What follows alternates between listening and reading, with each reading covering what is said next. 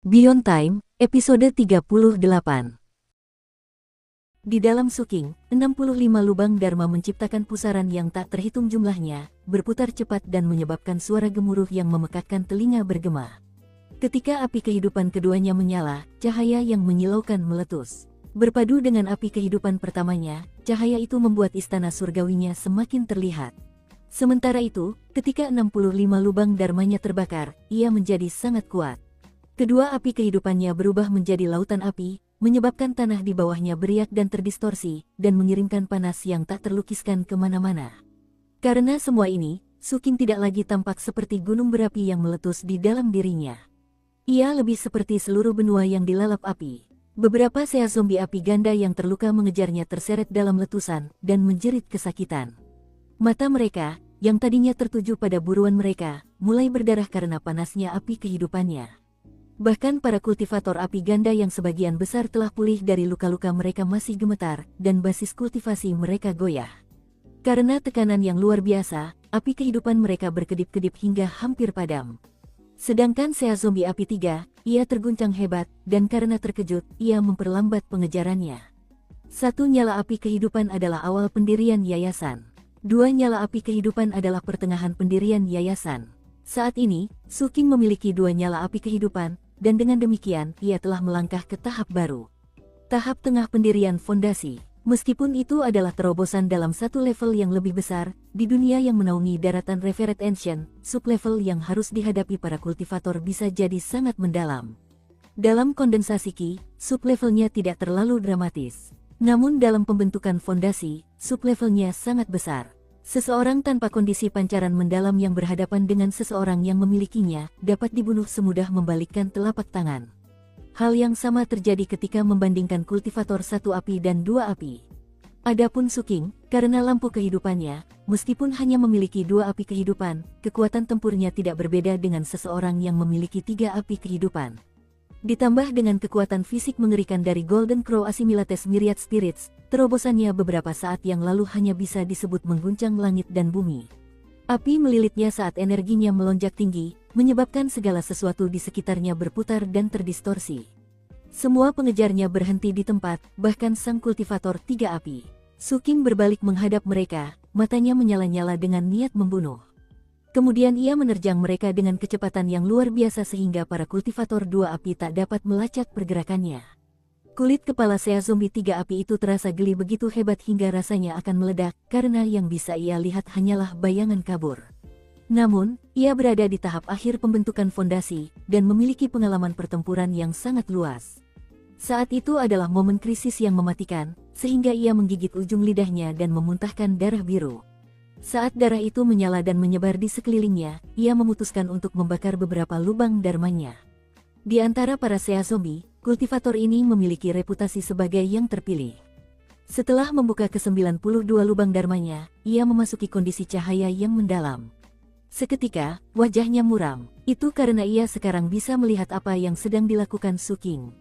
Dan target Suking bukanlah dirinya, melainkan para kultivator sea zombie yang berada di belakang. Dalam sekejap mata, ledakan terdengar saat Suking mencapai kecepatan yang mendekati batas kemampuan Foundation Establishment. Dan ia sudah mendekati salah satu sea zombie 2 api yang terluka. Tanpa henti, Suking menghantamnya. Sea zombie api ganda itu tampak lemah bagaikan selembar kertas. Ia meledak, dan bahkan ketika daging dan darahnya berceceran di mana-mana, Suking berhasil mencapai sea zombie kedua, yang juga ditabraknya. Lalu yang ketiga, keempat, dan kelima. Dia mengangkat tangan kanannya, lalu belati api muncul, yang dia tebaskan ke leher sea zombie api ganda lainnya. Kepala melayang, darah menyembur. Patriark Golden Vajra Warrior mengarahkan tusuk besi itu keluar, dan menembak ke arah Foundation Establishment sea zombie lainnya. Pada saat yang sama, bayangan itu membentang. Sekumpulan mata muncul di tanah, dan sea zombie yang berdiri di dalam bayangan itu tiba-tiba merasakan semua mutagennya tersedot keluar. Selama 7 atau 8 tarikan napas waktu, sekitar setengah dari pengejar sea zombie meledak, kehilangan kepala, atau mati dengan cara lain. Para penyintas tampak sangat ketakutan dan tanpa ragu sedikitpun, mereka melarikan diri. Kemudian, sebuah jeritan menembus udara saat gagak emas muncul di belakang Suking. Sambil menatap dingin, ia terbang menuju para penyintas, dikelilingi api yang mengerikan, dan berubah menjadi rantai. Suking bergerak lagi. Ia masih belum meninggalkan gua, dan masih dalam bahaya besar. Namun begitu ia bertindak, instingnya akan mendorongnya untuk membantai semua lawan. Menghentakkan kakinya ke tanah, ia langsung bergerak, tubuh jasmaninya bergemuruh saat ia bergerak dengan kecepatan yang mencengangkan menuju Sea Zombie 3 Api. Pupil Sea Zombie 3 Api mengerut, ia tak sempat menghindar, dan karena itu, ekspresinya berubah menjadi amarah dan kegilaan saat ia merentangkan tangannya ke depan dan memanggil amarah dari 92 lubang dharmanya. Bahkan, ia sampai meledakkan 2 di antaranya. Dengan meledaknya kedua lubang itu, energinya untuk sementara meningkat, dan ia bersiap menghadapi Suking. Tanah di depannya runtuh saat sejumlah lengan kerangka terjulur dan menyapu untuk mengepung Suking. Tulang-tulang yang memutih begitu banyak sehingga tampak seperti lautan. Namun, Sea Zombie 3 Api itu belum selesai, matanya berkilat marah, ia memuntahkan seteguk darah biru. Darah itu berubah menjadi pedang terbang biru, dan langsung meletus dengan aura mengerikan yang mengerikan. Mengunci Suking, pedang itu berteriak ke arahnya. Kemudian, Sea Zombie 3 Api itu melakukan gerakan mantra dan menepuk dadanya sendiri. Seluruh tubuhnya tiba-tiba kabur saat ia terbagi menjadi 4 versi dirinya yang berbeda, masing-masing menyerang Suking dari arah yang berbeda. Mati. Suking mendengus dingin. Tanpa melambat sedikit pun, ia menyemburkan semburan api yang menghantam lengan-lengan kerangka itu dan membuatnya berputar ke samping. Pada saat yang sama, ia mengangkat tangannya ke atas, lalu menjatuhkannya dengan ganas. Pedang surgawi itu muncul, dan mengingat kehebatan bertarungnya saat ini, pedang itu bahkan lebih kuat dan cepat dari sebelumnya.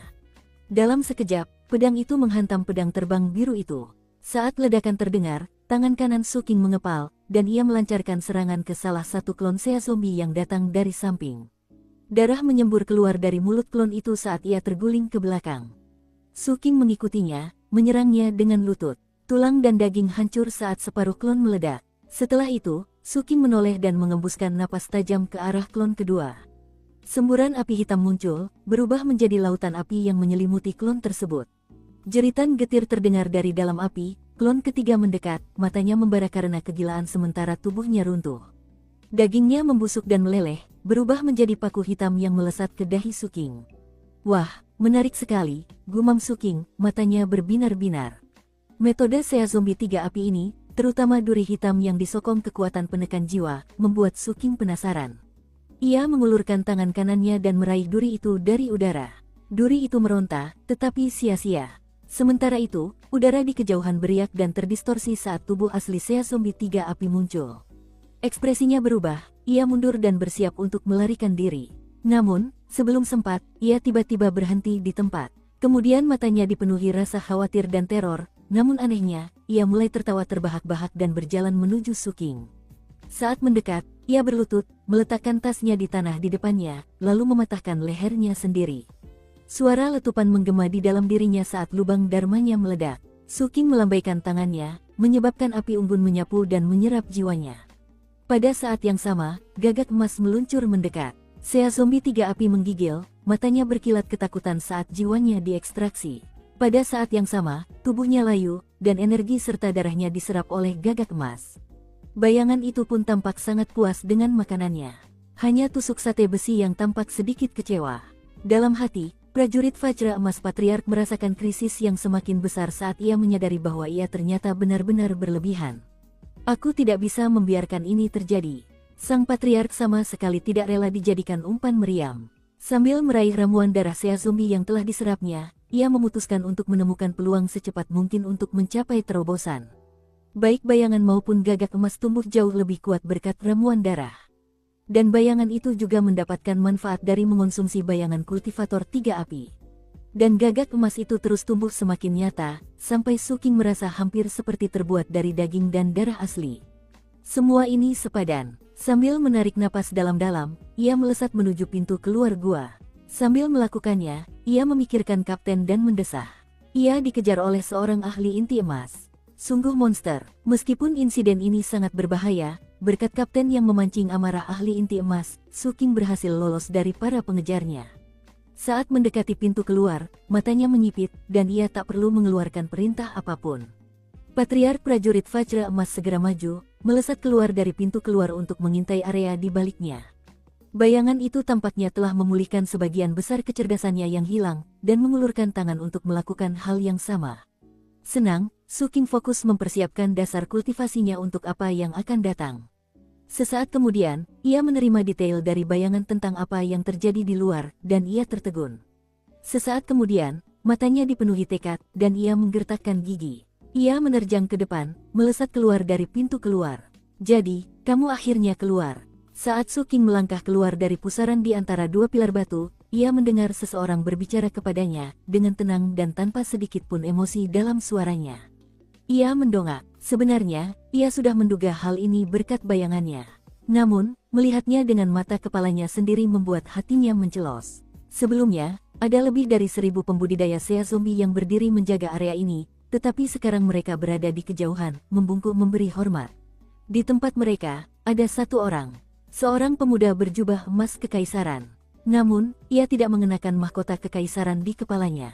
Kulitnya tidak bercak nekrotik, dan auranya begitu dalam dan mendalam. Bahkan, matanya tampak berkilauan dengan cahaya bintang. Meskipun tidak setampan Suking, ia tampak memancarkan aura bangsawan, tipe yang akan menjadikannya pusat perhatian kemanapun ia pergi.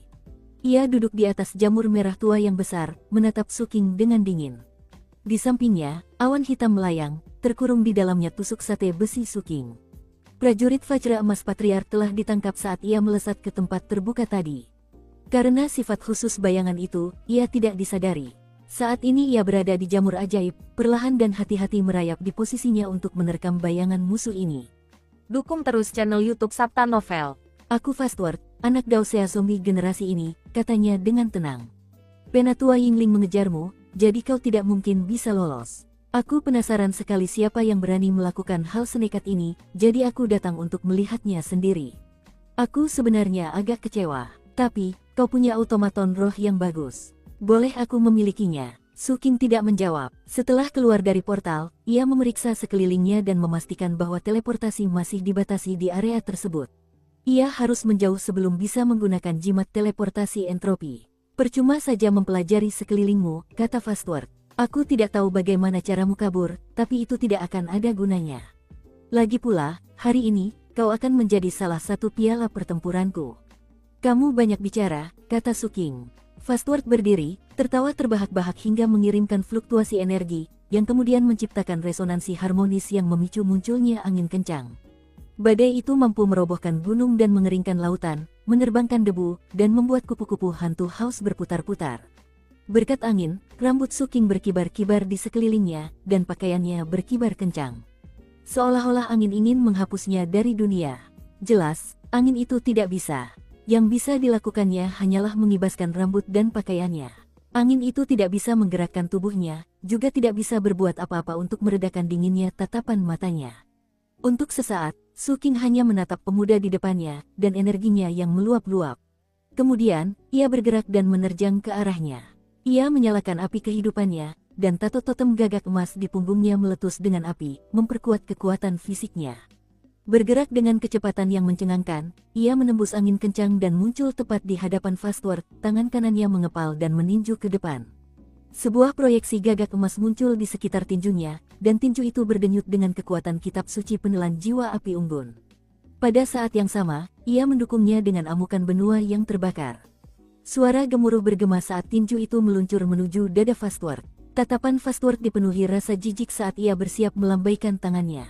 Namun, sebelum ia sempat melakukannya, jamur ajaib merah tempat ia berdiri berubah menjadi hitam, dan banyak mata terbelalak melihatnya. Mata itu mengandung kekuatan mengerikan yang menyebabkan Fastward terdiam sesaat. Kemudian, prajurit Vajra Emas Patriark, yang sebelumnya terkurung dalam asap hitam, tiba-tiba membuat tusuk sate besi itu berkilauan dengan kilat. Simbol-simbol petir di permukaannya berkobar, lalu melonjak dengan kekuatan yang mencengangkan. Suara gemuruh bergema saat tusuk sate itu melesat keluar dari asap dan langsung menuju leher Fastward, diiringi denting lonceng. Jelaslah, sang patriark telah membiarkan dirinya ditangkap, dan dapat melarikan diri kapan saja, tetapi hanya menunggu Suking bergerak sebelum mengambil tindakan. Sekarang dia mulai bergerak bersama Suking dan bayangan, hasilnya sungguh spektakuler. Ekspresi Fastward berubah saat ia menyadari bahwa ia berada dalam situasi berbahaya. Ia tak bisa menghindari pukulan tinju Suking, sehingga ia memanggil peti mati giok seukuran kepalan tangan, yang muncul tepat di atas kepalanya. Peti mati itu berkilauan dengan cahaya terang yang berputar-putar di sekitar Fastward, menciptakan penghalang pertahanan. Tinju Suking menghantamnya. Ledakan memekakkan telinga terdengar saat Fastward terpental mundur seperti layang-layang yang talinya putus. Sang patriark terus mengejarnya, dan terdengar bunyi gedebuk saat tusuk sate menghantam penghalang. Meskipun tidak menembus seluruhnya, tusuk sate itu berhasil mengirimkan petir yang menyambar Fastward. Pada saat yang sama, bayangan itu datang dari belakang Fastward. Sesosok pohon samar terlihat, dan sejumlah mata terbuka, menyebabkan sejumlah besar mutagen tersedot keluar dari Fastward. Namun, semuanya belum selesai. Suking masih menyerbu dengan kecepatan penuh. Ia menghantam penghalang dengan tinjunya, lalu memanggil pedang surgawi dan menebasnya.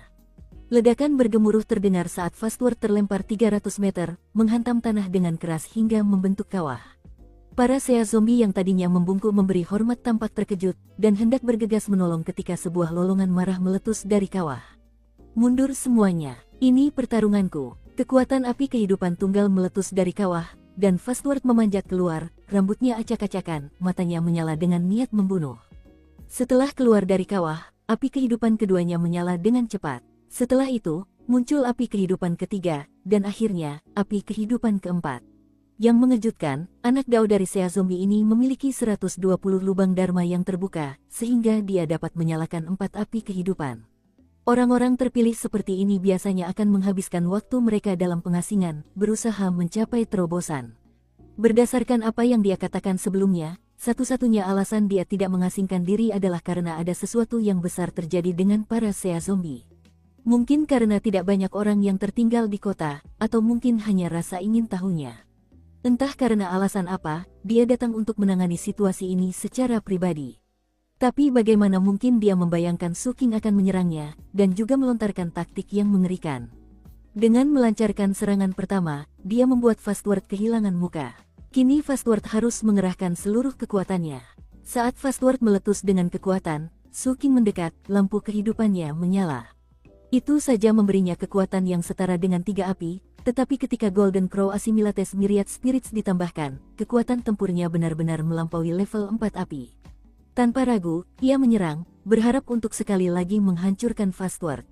Sebagai seorang anak Dao, Fastward adalah individu yang luar biasa. Saat ini, ekspresinya dipenuhi keganasan murni saat ia melambaikan tangannya, mengirimkan tetesan air hujan hitam. Dalam sekejap mata, lautan hitam terbentuk di sekelilingnya, yang kemudian berputar ganas ke arah Suking. Gemuruh dahsyat menggema saat lautan hitam yang berputar itu berubah menjadi mulut raksasa yang ingin melahap Suking. Mata Suking berkilat penuh niat membunuh, namun ia tahu ia tak mampu lagi bertahan di tempat ini. Tanpa ragu, ia membuka ke-65 lubang dharmanya, beserta lautan rohnya, menciptakan danau kekuatan dharma seluas 3000 meter di sekelilingnya. Kekuatan dharma yang dahsyat itu menghancurkan dengan kejam ke arah Fastward. Laut hitam berbentuk mulut itu runtuh, begitu pula kekuatan dharma Suking. Kemudian, Fastward melesat ke arah Suking dengan keempat api kehidupannya menyala, tangannya terulur ke arah jantungnya. Suking menghindari serangan itu, lalu menghantamkan lututnya ke Fastward. Sebuah ledakan terdengar saat mereka beradu. Sementara itu, tusuk sate besi melesat dari samping, simbol petirnya berkilauan saat melesat tepat ke tenggorokan Fastward. Ekspresi Fastward berkedip, dan dia hendak menghindar ketika bayangan itu menerkam dari bawah. Suking melaju kencang, api neraka berkobar saat ia melancarkan pukulan ke dahi Fastward. Di saat krisis yang mematikan itu, Fastward meraung dan menyemburkan seluruh kekuatan api kehidupannya, menciptakan serangan sekaligus tekanan yang menghancurkan. Prajurit Vajra Emas Patriark menjerit sambil berputar menjauh. Sementara itu, Suking menanggung beban kekuatan tersebut, dan organ-organ dalamnya bergetar, menyebabkan niat membunuh kembali membara di matanya. Bayangan itu juga terdorong, tetapi masih berhasil memasukkan sebagian dirinya ke Fastward. Saat menembus ke dalam dirinya, bayangan itu mencapai wilayah dantiannya, dan seperti saat bayangan itu melihat lampu napas roh untuk pertama kalinya, ia mencoba memadamkan api kehidupan pertama yang ditemuinya. Api kehidupan itu berkedip-kedip, dan dalam sekejap mata, sepertinya akan padam. Sekali lagi, Fastward terguncang hebat. Di dalam dirinya, api kehidupannya berkobar dengan cahaya dan kekuatan, dan istana surgawinya bahkan tampak seolah-olah sedang berusaha mencegah api kehidupan itu padam. Karena itu, Fastward tidak dapat memperhatikan semua yang terjadi, yang memberi Suking kesempatan yang selama ini ia cari. Matanya berkilat dingin saat ia mempertimbangkan bahwa ini adalah momen hidup atau mati. Karena itu, ia tak khawatir mengungkapkan apa yang mampu ia lakukan. Gagak emas muncul di belakangnya, melesatkan api hitam saat menerjang anak Dao Sea zombie. Gagak emas itu menjerit melengking saat ia jatuh ke wajah Fastward, api hitam menyapu kepalanya. Mengasimilasi, Su King telah menggunakan bayangannya untuk menciptakan kesempatan untuk mengasimilasi lawannya saat dia masih hidup. Kedua lawan bertarung dengan kecepatan yang luar biasa sehingga pengamat biasa tak akan bisa melihat apa yang terjadi. Meskipun anak Dao Sea zombie itu tampak berada di posisi yang sulit, ia sebenarnya sangat kuat, dan hanya karena Su King tak menahan diri, ia mendapatkan keuntungan ini. Dalam pertarungan antara dua ahli yang kuat, keuntungan sekecil apapun bisa sangat penting. Tatapan Su King benar-benar ganas saat ia menggunakan Golden Crow Assimilates Myriad Spirits untuk melahap lawannya. Fastward menjerit mengerikan, dan matanya dipenuhi ketakutan saat ia menyadari energi dan darahnya sedang dihisap. Dan kepalanya meleleh. Telinga kanannya lenyap, sisi kanan wajahnya telah berubah menjadi cair. Ketampanannya benar-benar hancur. Para kultivator Sea zombie lainnya tampak terkejut, sampai-sampai mereka mengabaikan perintah anak Dao itu dan menyerbu maju untuk menyerang. Sayangnya, Sea zombie lainnya terlalu jauh untuk memberikan bantuan. Di saat kritis itu, Fastward melolong, sekali lagi memanggil peti mati giok itu. Sambil menggertakkan giginya, ia mengaktifkan peti mati itu, menyebabkan lautan cahaya menyebar. Dan kali ini, sebuah jari terjulur dari peti mati dan masuk ke dalam cahaya. Benda itu menunjuk ke ruang tepat di depan Su King, yang menyebabkan suara retakan bergema. Hati Su King dipenuhi rasa krisis yang akan segera terjadi, dan ekspresinya berubah. Tanpa ragu sedikit pun, ia mundur, dan saat itulah Fastward akhirnya menghela napas lega dan ikut mundur. Di pinggir, Patriark prajurit Vajra Emas merasa sangat menderita dalam pertarungan ini, dan sangat cemas karena bayangan itu telah berkali-kali menolongnya. Sang Patriark yakin jika ia tidak mengubah status quo, ia pasti akan berakhir menjadi umpan meriam. Dengan mata merah, ia melolong dan meledakkan beberapa simbol petir untuk menambah kecepatan. Sesaat kemudian, ia berhasil menusuk tepat di lengan Fastward yang terkejut. Saat darah menyembur keluar dari lengannya, wajah anak Dao Sea zombie itu pun hancur. Sementara itu, sang patriark melarikan diri, wajahnya berseri-seri karena kegembiraan. Dari kejauhan, kedua belah pihak tampak saling menjauh. Namun, Fastward tampak jauh lebih berantakan, sementara Su King tampak jauh lebih tenang. Tentu saja, Su King bukanlah orang yang sombong. Ia tahu betul betapa hebatnya kekuatan tempur Fastward. Fastward berada dalam kondisi ini hanya karena ia kehilangan inisiatif, dan juga karena Su King telah menyerang tanpa henti dan menggunakan taktik mengerikan bayangannya bersama Golden Crow Assimilates Myriad Spirits. Meskipun Su King yakin ia akhirnya bisa membunuh lawan ini, ia juga tahu bahwa ia tak mampu lagi melanjutkan pertarungan. Berbalik, ia melarikan diri dengan kecepatan tinggi, bayangannya dan tusuk sate besi itu pun melesat bersamanya. Sekitar separuh kultivator Sea zombie di dekatnya bergegas ke Fastward, sementara separuh lainnya bersiap mengejar Su King. Namun, sebelum mereka sempat melangkah lebih dari beberapa langkah, wajah mereka langsung memucat, lalu mereka batuk darah. Mereka telah diracuni. Kelompok yang pergi membantu Fastward juga telah diracuni. Bingung dan jengkel, Fastward menyingkirkan mereka, matanya berkobar dengan niat membunuh, dan hatinya mendidih karena malu. Semasa hidupnya, ia terpilih dari orang-orang spirit jade, dan telah merasakan 120 lubang dharma di dalam dirinya ketika mencapai pendirian fondasi. Setelah musnah, ia menjadi zombie, yang kemudian dikenali oleh para Sea zombie dan menempatkannya di jajaran raja. Setelah itu, kerja kerasnya memungkinkannya untuk melangkah ke tingkat 4 api. Terlepas dari kapan ia menjadi spirit jade atau Sea zombie, ia tidak pernah mengalami penghinaan apapun, kecuali saat ia meninggal. Lebih parah lagi, sisi kanan wajahnya telah meleleh, termasuk telinganya. Mengingat betapa ia peduli dengan penampilan fisiknya, ia kini menjadi gila karena amarah.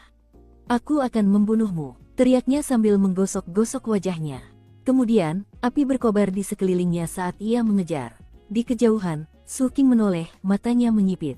Ia sebenarnya ingin sekali melanjutkan pertarungan, tetapi di saat yang sama, ia baru saja merasakan 3 aura di cakrawala, yang semuanya melampaui level pendirian fondasi. Mereka adalah ahli inti emas Sea zombie, 3 orang, dan mereka sedang menuju ke arahnya. Suara gemuruh memenuhi langit dan bumi, sementara awan berguncang dan angin menderu. Seolah-olah ketiganya sedang menyebabkan gelombang amarah menyapu kubah surga, berusaha menghukum semua makhluk hidup. Su King menarik napas tajam, rasa krisis memenuhi setiap urat nadinya. Tanpa jeda, ia mendorong basis kultivasinya hingga batas maksimal, dan juga mengerahkan seluruh kemampuan darah dagingnya. Dengan akselerasi cepat, ia melesat ke kejauhan.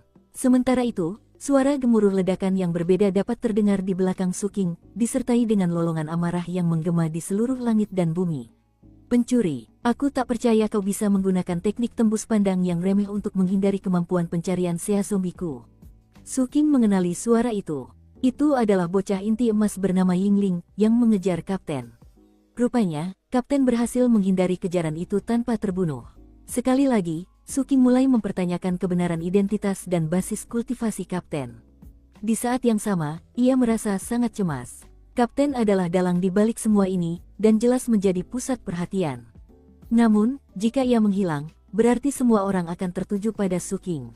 Suking menatap tusuk sate besinya. Tanpa ragu, sang patriark meledakkan beberapa simbol petir, menciptakan peningkatan kecepatan yang menyeret Suking maju dengan cepat. Berkat bantuan sang patriark, Suking melesat lebih cepat lagi. Dalam sekejap, ia sudah berada 3000 meter jauhnya, tepat di luar batas area terlarang di sekitar gua. Saat aura inti emas mendekat, dan Yingling melolong, kehendak sucinya mengirimkan fluktuasi mengerikan kemana-mana, Suking tidak ragu sedetik pun untuk mengaktifkan salah satu jimat teleportasi entropinya.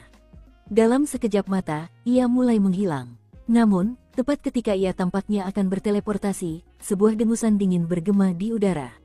Itu adalah Sea Zombie raksasa dengan 3 kepala dan 6 lengan, aura inti emasnya jauh lebih kuat dari Yingling. Meskipun dia jauh, dia menunjuk Suking dan berkata, "Kurung." Satu kata itu menyebabkan ruang di sekitar Suking terkunci. Namun, jimat teleportasi entropinya sangat kuat, dan tidak dapat dikunci oleh kurungan inti emas.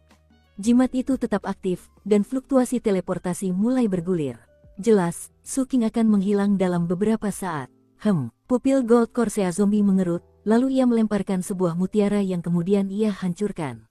Sever. Begitu kata itu terucap, kekuatan mutiara terhubung dengan jimat teleportasi entropi, lalu memutus hubungan teleportasi. Suking tidak hanya tidak bisa berteleportasi, tetapi juga terkena kekuatan magis Sea Zombie. Keinginan yang kuat untuk menghancurkan segera mulai menggerogoti daging dan darahnya, menyebabkannya layu. Pada saat krisis itu, Suking mengeluarkan jimat teleportasi entropi lain dan mengaktifkannya. Awalnya, ia memiliki 3 jimat seperti itu. Jimat pertama ia gunakan untuk melarikan diri dari kereta perang naga. Jimat kedua baru saja dihancurkan. Ini adalah jimat terakhirnya. Di saat yang sama, Dharmaskifnya tampak melindunginya, namun langsung hancur berkeping-keping. Namun, ada sebagian daging Joyne di dalamnya, dan berhasil menghalangi kekuatan penghancur dari kemampuan ilahi tersebut. Akibatnya, pukulan yang seharusnya mematikan justru melukainya. Darah menyembur dari mulutnya saat setiap tulang di tubuhnya hancur. Api kehidupannya padam, dan ia mulai membusuk. Saat ia terguling, tempat yang baru saja ia tempati runtuh tak bersisa. Bahkan jiwanya pun tampak terluka. Namun, berkat pertahanan di menit-menit terakhir itu, jimat teleportasi entropi terakhirnya aktif sepenuhnya. Kultivator inti emas itu mendekat dengan cepat, dan bersiap untuk menyerang. Namun, jimat teleportasi entropi itu adalah hadiah dari wakil penguasa puncak-puncak ketujuh, dan dibuat oleh seorang kultivator jiwa baru lahir. Itu bukan jimat biasa. Pada upaya kedua untuk melarikan diri, kekuatan teleportasi melonjak keluar, melilit tubuh Suking yang berlumuran darah. Lalu ia menghilang. Saat dia pergi, Gold Core Sea Zombie tiba, menyebabkan gemuruh hebat memenuhi area tersebut. Jimat teleportasi yang diciptakan oleh seorang kultivator Nascent Soul. Dan dia punya 2. Dia jelas orang penting. Namun, mengingat tingkat kultivasinya, kutukan Spirit Depthku akan membunuhnya dalam 3 hari atau kurang. Tampak kesal, Goldcore berbalik dan kembali ke area terlarang. Peristiwa yang terjadi telah membuat para Sea Zombie mengamuk. Perburuan gila-gilaan pun dimulai. Di kejauhan, di ruang terbuka yang luas, ada beberapa riak yang sangat samar. Saking samarnya, tak seorang pun bisa melihatnya. Tetapi kenyataannya, riak-riak itu ada di sana berkat kapten. Tubuhnya penuh luka, satu lengannya putus, dan ada luka parah di pinggangnya yang hampir membelahnya menjadi 2. Auranya sangat lemah. Satu tangannya yang tersisa memegang cangkang kerang 7 warna yang membuatnya tak terlihat sama sekali, sekaligus menyembunyikan auranya. Ia menghilang tanpa jejak. Begitulah caranya ia menghindari pengejar inti emasnya. Namun, saat ini ia agak tercengang. Ia menyaksikan dengan kaget saat Suking mematahkan jimat teleportasi entropi dan menghilang. Sebelumnya ia berpikir untuk menyapa, tetapi melihat apa yang terjadi membuatnya menggigil. Hilang. Dia pergi. Dia teleportasi. Aku, di dalam hati, Kapten meraung-raung.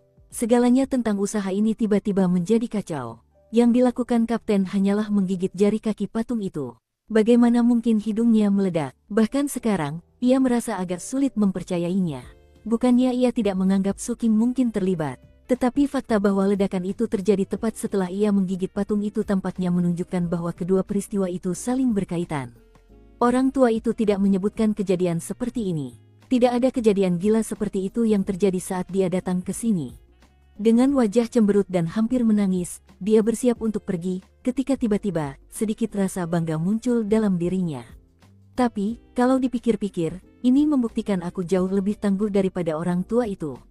Benda ini, sungguh luar biasa. Merasa sedikit puas, ia mengamati semua keributan di sekitarnya, termasuk semua aura inti emas. Bahkan ada jejak aura jiwa baru lahir yang sedang mendekat. Menunduk menatap tubuhnya yang terlentang, ia mencoba bergerak sedikit. Di satu sisi, ia ingin mencari tempat bersembunyi. Di sisi lain, ia khawatir bagian bawahnya akan robek. Skenario terburuknya, aku akan meninggalkan bagian bawah tubuhku. 3 hari berlalu. Saat masalah ini bergolak di hati para Sea Zombie, mereka semakin marah. Perburuan gila mereka berlanjut. Bagi mereka, ini adalah masalah keji yang memalukan hingga tak terlukiskan kata-kata. Situasi yang paling ditakutkan Yingling akhirnya terjadi. Hidung leluhur zombie ketujuh tak kunjung tumbuh kembali. Saat ini, Yingling berdiri di depan patung itu, wajahnya pucat pasi. Seorang kultivator paruh baya berdiri di sampingnya. Kultivator ini bukan manusia. Ia memiliki 2 sayap. Meskipun auranya tereduksi, saat ia berdiri di sana, Yingling gemetar dari ujung kepala hingga ujung kaki. Markis An, semua ini. Yingling, raja sangat marah. Markis An sedang mengamati patung dewa tanpa hidung itu, begitu pula para Sea Zombie yang sedang menyelidiki area tersebut. Ada juga tim yang sedang berusaha memperbaiki hidungnya.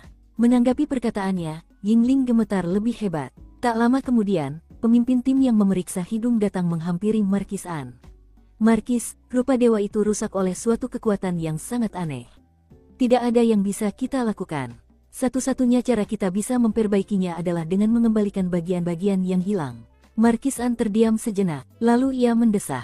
Kau bilang salah satu item Sea Zombie kita yang paling suci, rupa dewa leluhur zombie ketujuh, mulai sekarang tidak akan punya hidung. Dan semua Sea Zombie akan tahu ini. Itukah yang kau maksud? Di atas sana, angin berembus sedang dan matahari bersinar indah. Ombak bergulung-gulung di laut sejauh mata memandang. Langit biru, air hitam, dan matahari siang yang tinggi menciptakan pemandangan yang indah dan menyentuh. Saat ombak mencapai puncaknya, sekelompok ikan todak terbang keluar dari air dalam tarian yang anggun. Ketika mereka kembali ke air, pelangi warna-warni muncul di antara cipratan air. Keindahan yang hangat membuat air hitam yang dingin terasa sedikit lebih ramah dan damai. Bagian laut ini sangat jauh dari Seven Blood Eyes dan relatif dekat dengan wilayah Sea Zombie. Karena perang, jumlah kapal dagang tidak sebanyak biasanya. Selain itu, mutagennya kuat, sehingga terdapat banyak monster laut besar di bawah permukaan. Saat itu, seekor naga biru kehijauan melesat di bawah air. Wajahnya ganas dan banyak gigi tajam. Karena aura yang dipancarkannya, sebagian besar makhluk laut yang ditemuinya lari ketakutan. Tak ada yang menghalangi naga ini saat ia melesat dengan cepat. Namun, jika seorang kultivator inti emas hadir dan mengamatinya lebih dekat, mereka akan tahu bahwa naga biru hijau ini tidak hidup. Itu adalah perwujudan dari sebuah teknik magis. Terlebih lagi, di dalamnya terdapat seorang pemuda yang duduk bersila bermeditasi. Namun, sebuah payung hitam menyala di atas kepalanya menutupi auranya. Pakaiannya compang camping, dan ia sendiri berada dalam kondisi yang buruk. Ia dipenuhi luka yang dalam, dan auranya tidak stabil. Ia juga terluka di bagian dalam, dan di dalam tubuhnya terdapat benang hitam yang aneh. Benang itu tidak nyata, ia ilusi, namun tertanam jauh di dalam daging dan darahnya, dan menghalanginya untuk pulih. Seluruh daging di sekitarnya layu, dan kehadirannya membuatnya merasa tubuhnya sedang runtuh. Pemuda ini, tentu saja, Suking, yang masih dalam proses melarikan diri dari para Sea Zombie. Setelah lolos dari area terlarang di sekitar sosok dewa leluhur zombie ketujuh, ia berhasil berteleportasi. Namun, ia tidak diteleportasi ke perairan terbuka, melainkan ke garis pantai. Dengan kemampuannya untuk menyamar, ia berhasil memulihkan luka-lukanya untuk sementara, lalu menyelinap ke laut. Sepanjang perjalanan, ia bertemu dengan berbagai ahli Sea Zombie, tetapi karena sangat berhati-hati, ia berhasil menghindari situasi berbahaya.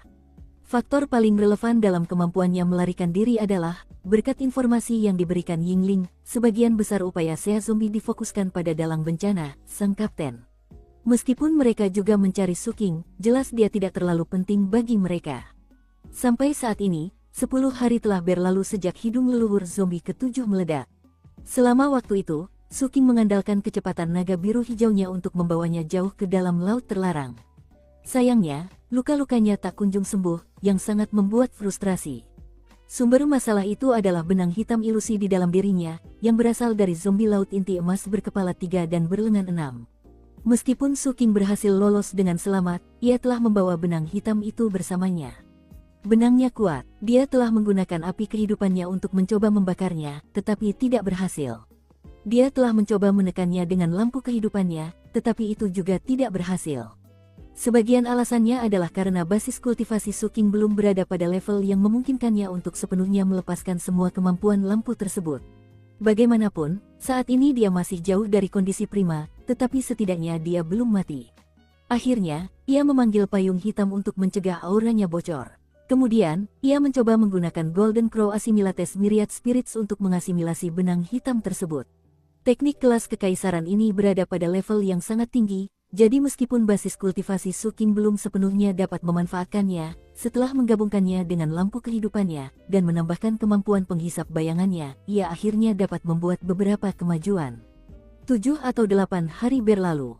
Ia kini telah berkelana bersama naga biru hijaunya selama setengah bulan. Pada saat itu, ia akhirnya berhasil membasmi benang hitam itu. Saat itu terjadi, ia memuntahkan seteguk besar darah hitam yang jelas mengandung racun. Ketika Suking melihat darah itu akan menginfeksi naganya dan air di sekitarnya, ia segera mengambil botol kecil dan menampung darahnya. Ia tahu bahwa darah itu mengandung sejenis racun yang belum pernah dilihatnya sebelumnya. Entah itu, atau itu sebenarnya bukan racun. Setelah mengamati lebih dekat, ia menyadari bahwa darah itu mengandung kumbang hitam yang tak terhitung jumlahnya yang tak terlihat oleh mata telanjang. Sebenarnya, benang hitam yang ada di dalam dirinya sebelumnya sebenarnya terbuat dari kumbang-kumbang hitam ini. Jika saya meneliti hal-hal ini, saya mungkin dapat mengubahnya menjadi salah satu kartu truf saya. Sambil menarik napas dalam-dalam, dia menyimpan botol itu dan fokus pada luka-lukanya. Tanpa kumbang hitam di dalam dirinya, ia sudah mulai pulih. Melihat hal itu, ia akhirnya bisa mempertimbangkan berapa banyak keuntungan yang telah ia peroleh dari usaha terbarunya. Aspek yang paling jelas adalah fakta bahwa ia memiliki 65 lubang dharma yang menyala di dalam dirinya. Itu saja sudah membuatnya merasa sangat puas. Itu sepadan, gumamnya. Selain itu, ia mendapatkan sebuah benda menarik, yang saat ini tersimpan di dalam tasnya. Benda itu tingginya sekitar 30 meter, bentuknya begitu tak beraturan sehingga sulit untuk mengenalinya sekilas. Hanya dengan mengamati bentuknya secara keseluruhan, ia menyadari bahwa benda ini tak lain adalah hidung patung leluhur zombie ke-7. Kini setelah benda itu berada jauh dari wilayah Sea Zombie, materialnya telah berubah dan menjadi benda biasa. Warnanya abu-abu, dan sama sekali tidak tampak ajaib.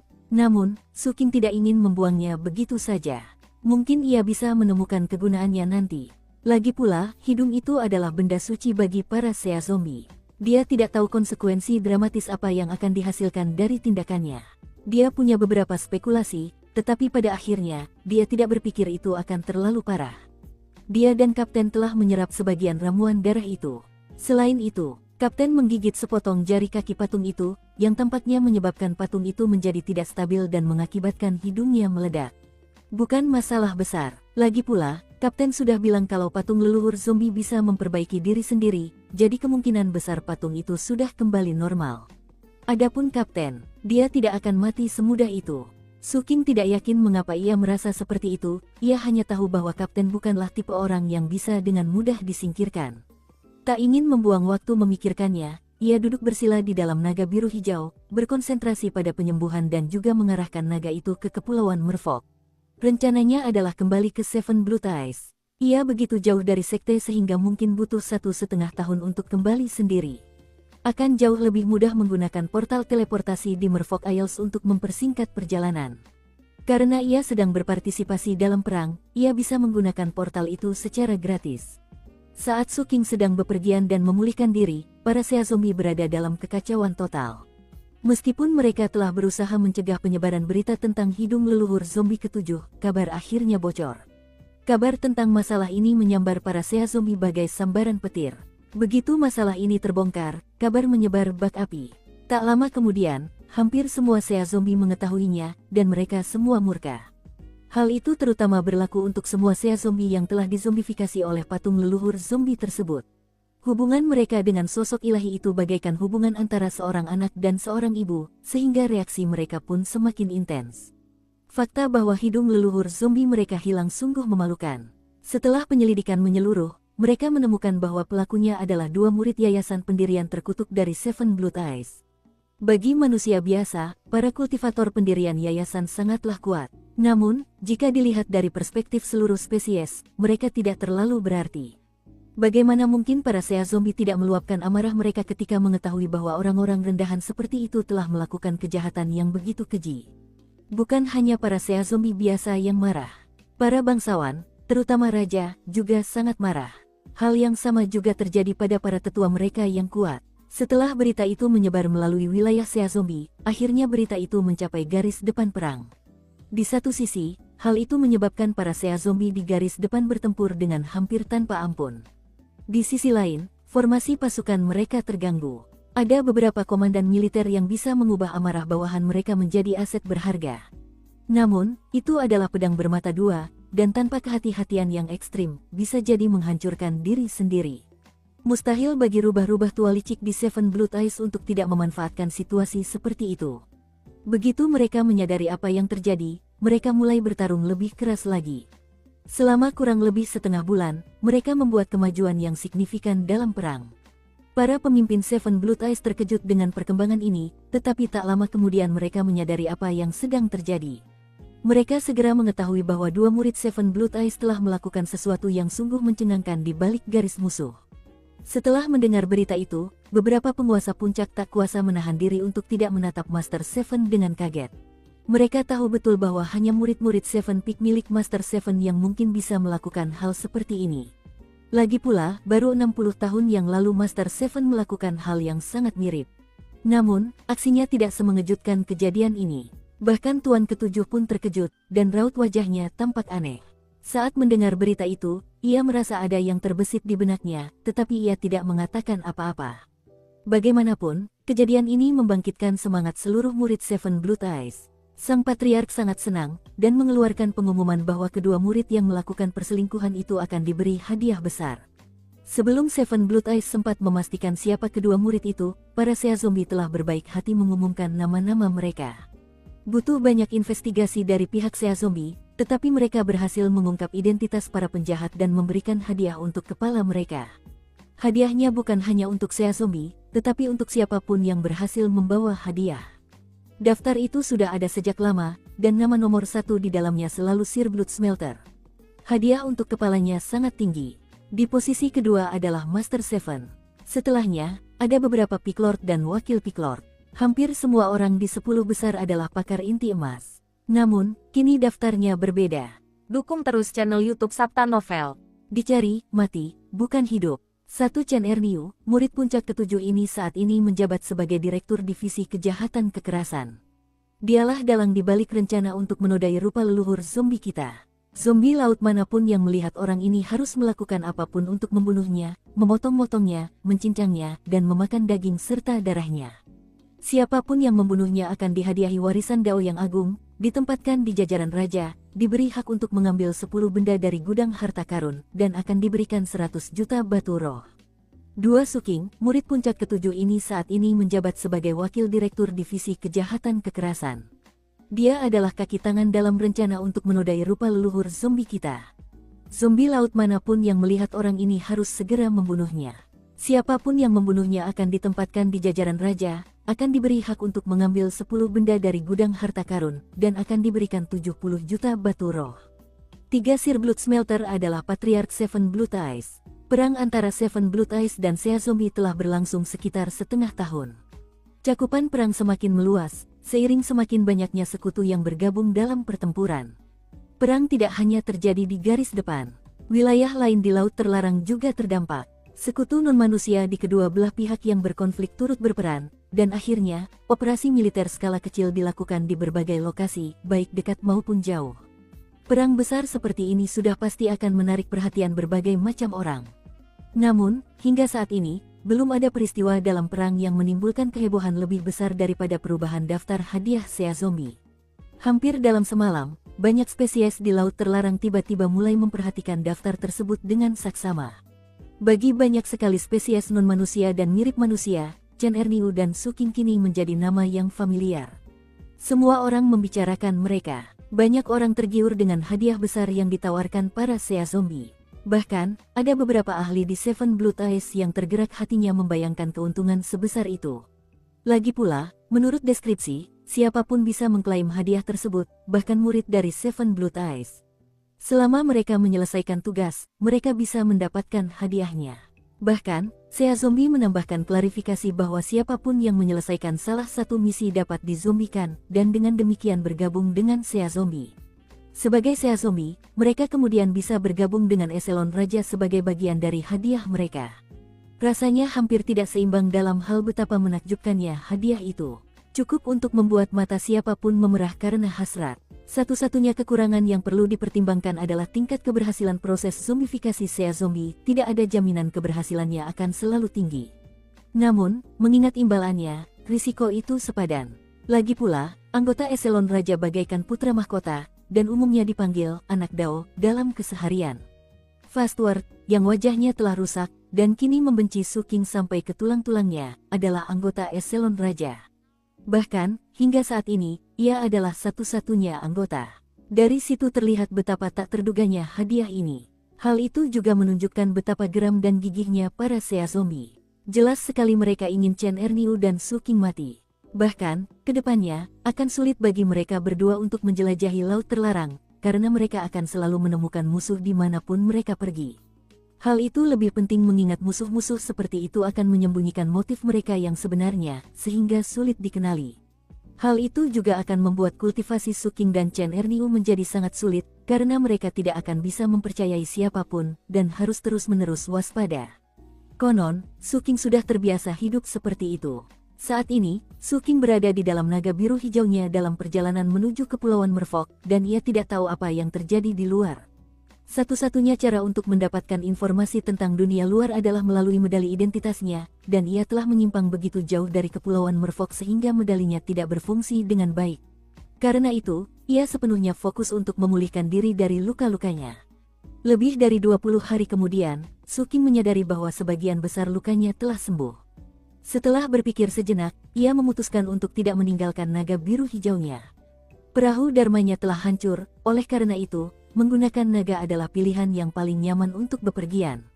Itu akan menghemat tenaga sekaligus kekhawatirannya. Penasaran seperti apa keadaan di luar sana? Apakah Kapten berhasil keluar? Bagaimana reaksi Sea Zombie? Ketika dia sekitar seminggu meninggalkan Kepulauan Merfolk, dia melihat ke arah pulau-pulau itu dan berpikir, di masa depan, aku tidak bisa melakukan hal gila seperti itu lagi. Setiap kali, aku selalu terluka parah. Suatu hari nanti, Kapten akan menyeretku ke dalam sesuatu yang bisa ia lalui, tapi aku tidak. Menunduk, merenung, lalu merenungkan semua yang telah dilaluinya, ia mendesah. Ia hanya ingin tetap hidup di dunia brutal tempat ia tinggal. Mungkin sedikit memperbaiki hidupnya. Untuk itu, ia perlu mempertaruhkan segalanya sesekali agar menjadi lebih kuat.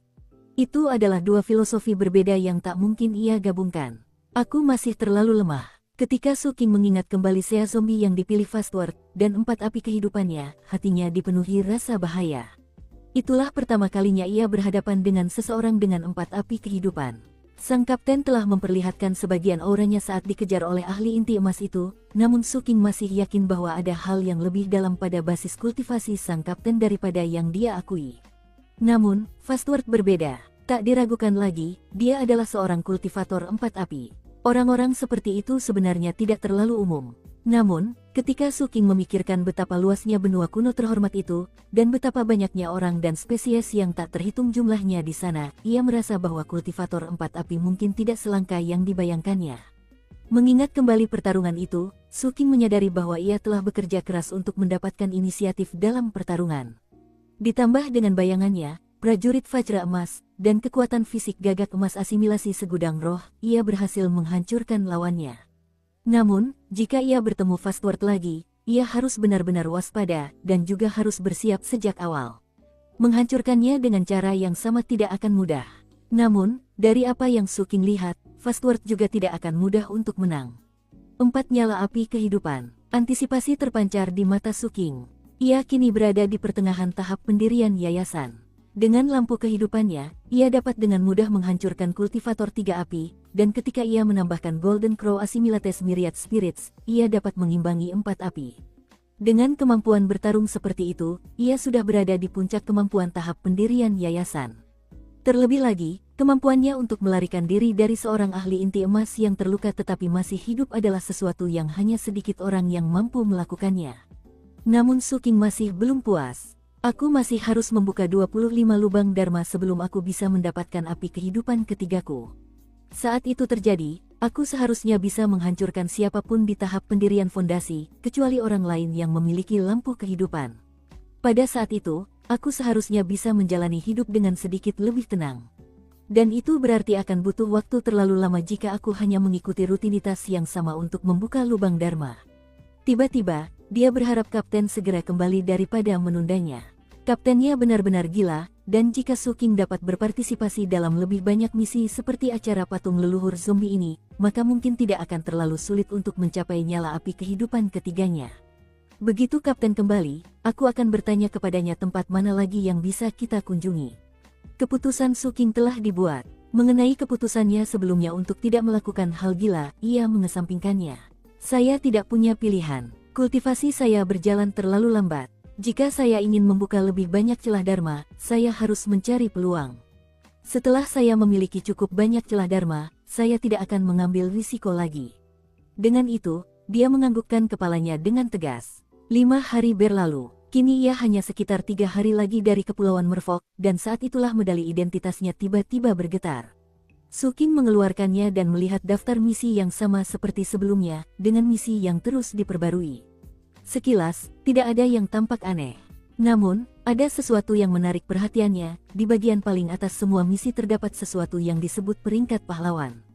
Dia umumnya tahu tentang peringkat pahlawan. Peringkat tersebut pada dasarnya berkaitan dengan daftar hadiah Sea Zombie.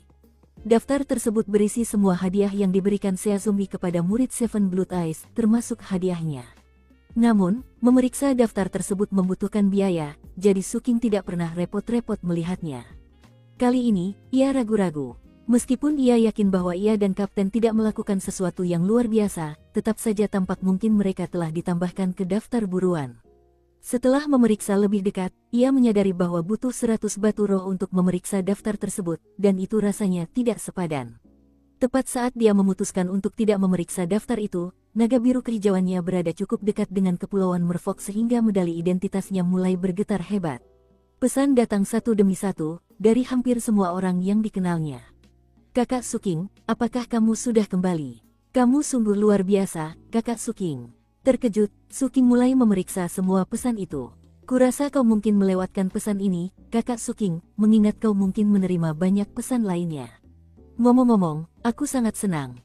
Setelah melihat berita tentang perbuatanmu, Kakak, aku tidak bisa tidur berhari-hari. Tapi aku juga mengkhawatirkanmu. Ada banyak hal yang ingin kukatakan. Kalau kau ingin tahu intinya, lihat kata pertama, kata kelima, lalu kata ketiga dari kalimat pertamaku.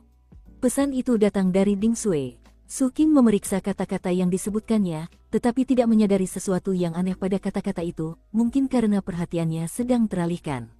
Pada titik ini, ia mulai menyadari bahwa insiden Sea Zombie ternyata lebih besar daripada yang disadarinya.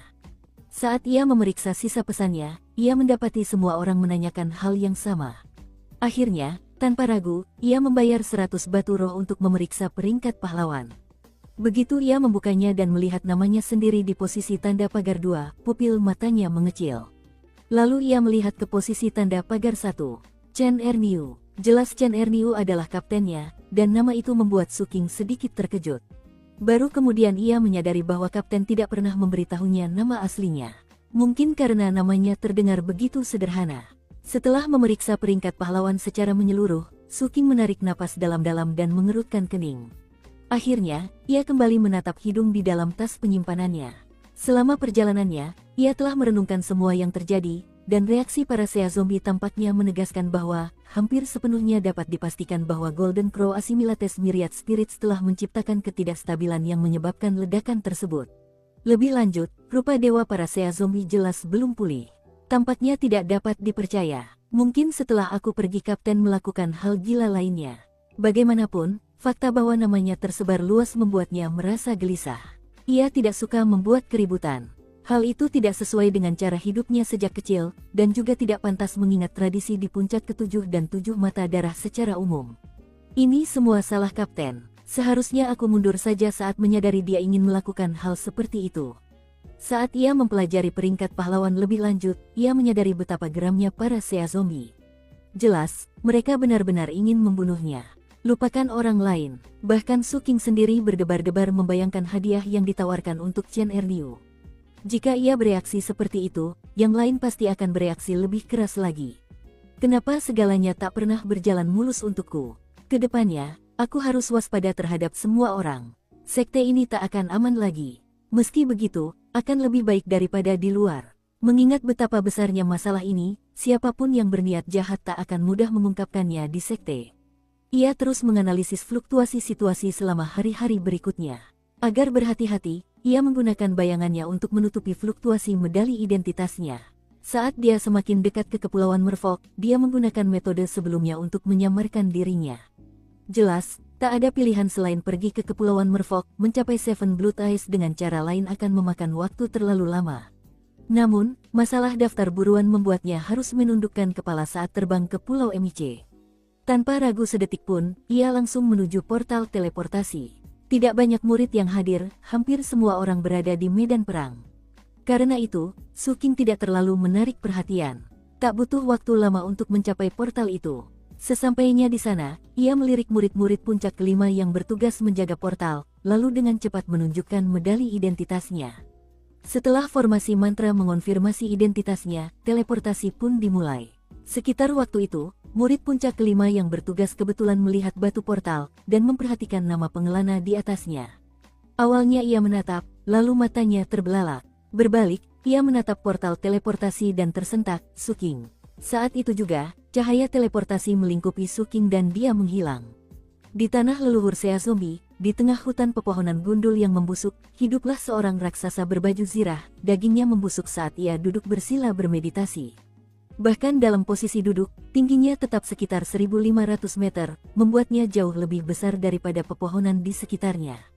Di kepalanya duduk seorang pemuda berjubah kekaisaran. Dia tak lain adalah Fastward. Separuh wajahnya telah layu dan rusak. Rupanya, mustahil untuk mengembalikannya ke kondisi semula. Telinganya masih hilang. Ketampanan dan sikapnya yang mulia telah hilang selamanya, kini ia tampak ganas dan garang. Berlutut di hadapannya, seorang wanita muda bergaun indah berwarna ungu dan cian. Sambil memalingkan wajahnya, ia berkata lembut, "Yang mulia, tak satu pun benda penyembuh kami yang mampu menangkal efek korosif yang menyebabkan luka Anda. Hanya Raja dan para Markis yang memiliki kekuatan untuk menyembuhkan Anda. Kecuali, Raja, ya, beliau bilang Anda yang menciptakan masalah ini, jadi Anda harus memperbaikinya. Bunuh Su King, dan Raja akan mengobati Anda." "Apa maksudnya?" bentak Fastward. "Dulu waktu kalian menindas orang-orang spirit jade dan berkomplot melawanku, kalian tidak menerapkan aturan seperti itu. Jangan bilang kalian menyukai Chen Erliu dan Su King, dan ingin menjadikan mereka zombie. Kalian para Sea Zombie itu bajingan tak tahu malu." "Enyahlah." Ekspresi kejam Fastward menyebabkan wanita itu gemetar dan mundur. Setelah kepergiannya, Fastward duduk di sana, matanya merah dan dipenuhi niat membunuh. Ia merasa terhina dari ujung kepala hingga ujung kaki. Ia adalah anak Dao para Sea Zombie. Ia berada di lingkaran besar pendirian yayasan. Ia adalah seorang terpilih dengan 4 api. Namun, ia telah dikalahkan oleh seseorang yang tak dikenal, dan juga telah mengalami kerusakan yang mengerikan. "Su King, hubungan kita belum selesai. Aku tidak akan berhenti sampai aku membunuhmu." Su King tetap waspada. Sesaat sebelum berteleportasi, ia memperhatikan reaksi murid di dekat portal. Meskipun ekspresi murid itu terkejut, ada juga sedikit rasa sungkan di sana. Tentu saja, dengan menempatkan dirinya pada posisi murid tersebut, Su King harus mengakui bahwa hadiahnya memang menarik, jadi jika ada, tidaklah masuk akal untuk mengharapkan orang tidak tergoda olehnya. Lalu ada musuhku, Sea Zombie. Dia, apa ya namanya? Anak Dao. Jika hidung patung itu tidak bisa diperbaiki, maka itu seolah menunjukkan bahwa ketika benda-benda dirusak oleh Golden Crow Assimilates Myriad Spirits, benda-benda itu tidak bisa dipulihkan. Dan dalam hal itu, sepertinya wajah anak Dao itu mungkin tidak bisa disembuhkan. Dia benar-benar membenciku. Aku harus mencari cara untuk menyingkirkannya. Pikiran-pikiran itu terus berkecamuk di benaknya saat cahaya teleportasi yang berkilauan memudar, dan segalanya menjadi jelas. Ia kembali ke Seven Blood Eyes. Ia langsung disambut oleh pemandangan dan suara-suara yang familiar, hiruk-pikuk ibu kota yang biasa. Ada antrean orang yang menunggu untuk mengakses portal teleportasi. Dan di kejauhan, ada dua murid yang sedang mengurus urusan pendaftaran. Satu laki-laki, satu perempuan, dan keduanya mengenakan jubah abu-abu. Su King melirik mereka, merasa mereka familiar, tetapi ia tidak sempat memikirkannya. Saat ia mendekat, jubah ungunya menarik perhatian orang banyak. Sementara itu, kedua murid yang sedang mengurus pendaftaran, raut wajah mereka berubah, lalu mereka segera berdiri dan berjabat tangan dengan hormat. "Senang bertemu denganmu, Paman Sekte," kata mereka. Su King melaju melewati mereka, namun tatapannya tertuju pada murid perempuan itu, lalu dia berhenti berjalan. Dia cantik, agak kurus, dengan kuncir kuda. Ketika tatapannya tertuju padanya, dia langsung gugup dan bahkan mulai sedikit gemetar. Jantungnya berdebar kencang, dan dia menundukkan kepalanya lebih dalam.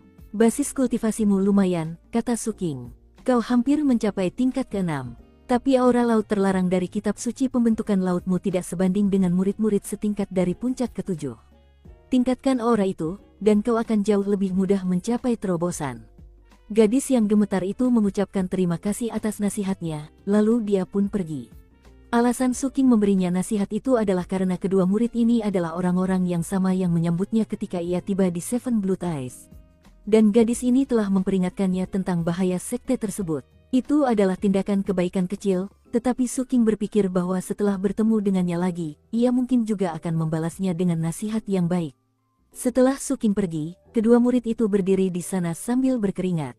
Kultivasi Su King secara alami memancarkan tekanan yang luar biasa, dan ia juga memiliki aura mengerikan yang hanya bisa didapatkan di medan perang. Bagi kedua murid kondensasi Ki ini, ia tampak seperti monster yang mengerikan.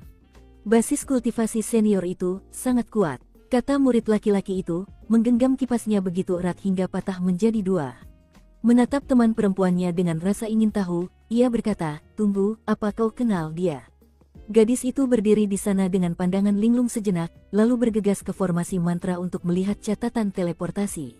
Setelah menemukan apa yang dicarinya, matanya terbelalak lebar. Su King," kata murid laki-laki itu sambil menggigil. "Tunggu, maksudmu orang yang baru-baru ini terkenal setelah menghancurkan benda suci di wilayah Sea Zombie, yang diberi hadiah besar oleh Sea Zombie?" Su King itu, murid perempuan itu mengangguk kosong. "Bagaimana kamu mengenalnya?" tanya murid laki-laki itu, matanya berbinar-binar dengan rasa iri yang belum pernah terjadi sebelumnya. "Aku bisa membayangkannya dengan jelas," katanya pelan. "Itu sekitar setahun yang lalu. Kau ingat anak pemulung yang datang membawa medali identitas putih itu?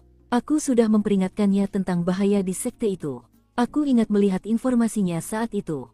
Namanya juga Su King." Murid laki-laki itu tersentak ketika dia mengingat kembali kejadian yang sama. Gadis itu berbalik dan menatap temannya. "Aku ingat kamu bilang dia tidak akan bertahan 2 bulan. Wajah murid laki-laki itu pucat pasi, ia kesulitan bernapas dengan teratur dan mengendalikan rasa khawatirnya. Ia ingat pernah berpikir bahwa adik perempuannya ini telah bertindak bodoh. Namun sekarang, tampaknya ia telah menciptakan peluang untuk dirinya sendiri. Su King tidak tahu apa yang sedang dibicarakan kedua muridnya saat ini. Ia memberikan nasihat itu secara spontan. Setelah kembali ke kota, ia kembali mengenakan jubah abu-abu saat menuju divisi transportasi di Pelabuhan 176. Perahu layarnya telah hancur, jadi jika ia menginginkan tempat yang aman untuk beristirahat, ia harus pergi ke gua mansionnya di puncak ke-7, atau menyewa penginapan di suatu tempat di kota. Divisi kejahatan kekerasan juga merupakan pilihan, tetapi alih-alih pergi ke sana, ia memutuskan untuk menemui Zhang San terlebih dahulu untuk menanyakan tentang cara mendapatkan perahu layar baru. Sudah sekitar setengah tahun ia tidak kembali ke ibu kota Seven Blood Eyes. Sambil memandangi kerumunan orang, toko-toko, dan kios-kios pedagang yang familiar, ia tiba-tiba merasa luar biasa tenang. Medan perangnya sangat jauh, sehingga suasana perang tidak terlalu terasa. Semuanya tampak sama seperti biasanya. Satu perbedaannya adalah sekte tersebut memanfaatkan sepenuhnya Pelabuhan 176. Pelabuhan itu kini menjadi lokasi strategis yang penting untuk transportasi barang. Meskipun formasi mantra dapat digunakan untuk memindahkan barang secara instan, biayanya sangat mahal. Kapal dagang memang lebih lambat, tetapi mengingat perang telah berlangsung selama setengah tahun, kecepatan seperti itu masih dapat diterima. Lagi pula, perang tidak akan berakhir dalam waktu dekat. Kakak Zhang San bertaruh dengan benar. Su Qing memikirkan keuntungan yang akan didapatnya di masa depan, dan merasa sangat senang. Meskipun begitu, ia tetap waspada. Lagi pula, petualangannya dengan kapten pasti akan membuat banyak orang serakah mencarinya. Untung kapten ada di posisi nomor 1, dan dia punya hadiah yang lebih besar. Siapapun yang berniat bergerak mungkin akan mengincarnya duluan. Dia mungkin lebih suka begitu, demi reputasinya. Aku tidak ingin membuatnya kehilangan muka. Setelah memikirkannya sejenak, ia mengangguk, sepenuhnya yakin bahwa penilaiannya benar. Sekarang ia tinggal menunggu kapten kembali. Tak lama kemudian, ia tiba di Pelabuhan 176. Sekte itu menggunakan lebih dari separuh pelabuhan. Ada berbagai macam perahu dan kapal di sana, dan ketika Su Qing melihat semuanya, ia menghela napas. Pekerjaan konstruksi sudah jauh lebih maju daripada setengah tahun sebelumnya. Jalan-jalan tampak tertata rapi, dan banyak toko sudah beroperasi. Tempat itu jauh lebih ramai daripada sebelumnya. Sepertinya jumlah orangnya 10 kali lipat atau bahkan lebih. Karena pelabuhan ini merupakan gabungan dari 3 pelabuhan biasa, ukurannya cukup besar. Hal ini menyebabkan lebih banyak orang, dan juga lebih banyak toko dengan barang dagangan yang lebih beragam. Su Qing berjalan cepat, memperhatikan hiruk-pikuk hingga ia tiba di divisi transportasi. Alih-alih langsung masuk, dia mengirim pesan suara ke Zhang San. Sesaat kemudian, Zhang San terbang keluar. Zhang San tahu apa yang terjadi, dan setelah mengucapkan nama belakang Su Qing, ia memotong pembicaraan. Sambil mengamati Su Qing dari atas ke bawah dengan penuh semangat, ia menariknya ke salah satu gudang di divisi transportasi. Begitu mereka sendirian, Zhang San berkata, "Kamu dan kapten terkenal." "Kapten yang melakukannya," koreksi Su Qing. "Kalian berdua gila. Aku nggak percaya kalian benar-benar menghancurkan hidung patung leluhur zombie ke-7.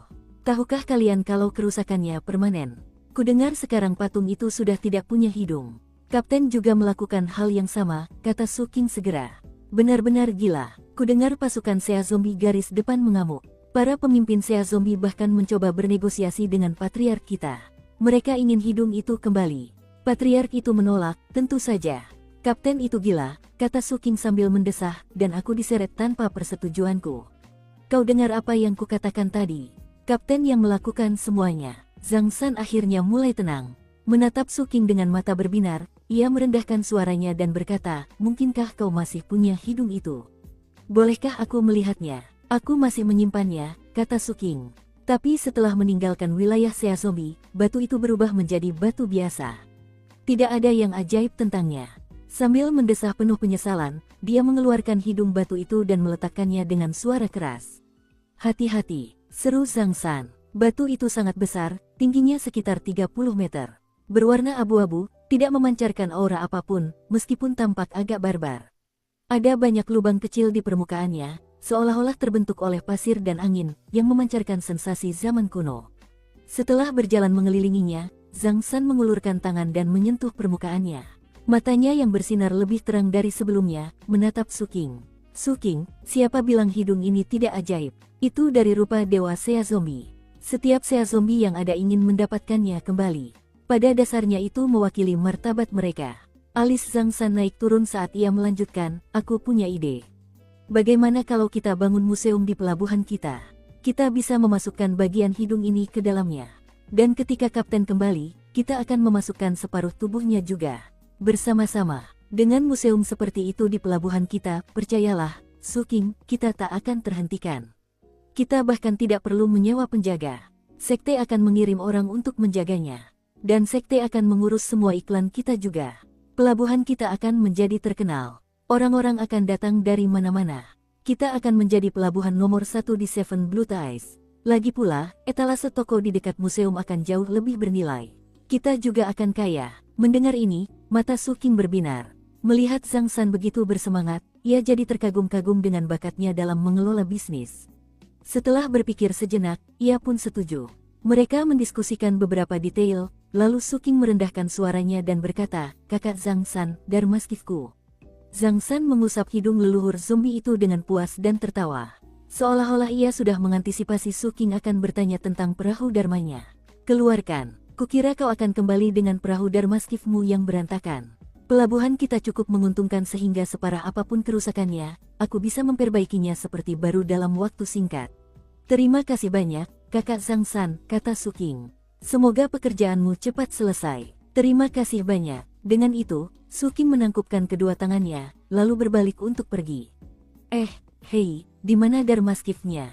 tanya Zhang San. "Bagaimana aku bisa memperbaikinya kalau kau tidak memberikannya padaku?" "Sudah hilang," kata Suking. Gudang itu menjadi sunyi senyap. Zhang San menatap Suking, matanya perlahan melebar. "Pergi." Suking mengangguk dengan sungguh-sungguh. "Pergi." Zhang San berdiri di sana sejenak tanpa berkata sepatah kata pun. Lalu ia tersenyum kecut, menggelengkan kepala, dan mendesah. "Kau kehilangannya di wilayah Sea Zombie. Itu dihancurkan oleh seorang ahli inti emas," jawab Suking jujur. Zhang San mengamati ekspresi Suking dan memutuskan bahwa penilaiannya sebelumnya salah.